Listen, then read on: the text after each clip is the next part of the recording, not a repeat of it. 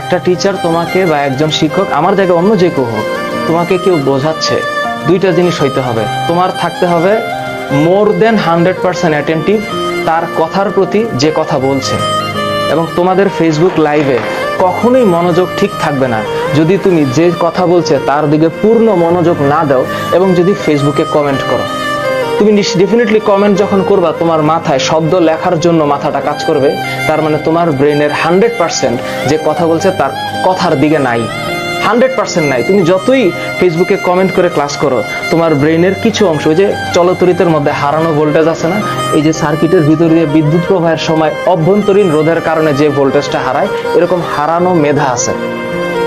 ফেসবুকে live class করার সময় কমেন্ট করার জন্য যে ব্রেন খরচ হয়, এটাকে বলা হয় ফেসবুকের ডিজিটাল ব্রেন লস। এ কারণে যে বোঝাচ্ছে তার দিকে পূর্ণ মনোযোগ না দিয়া লস হয়ে যায়।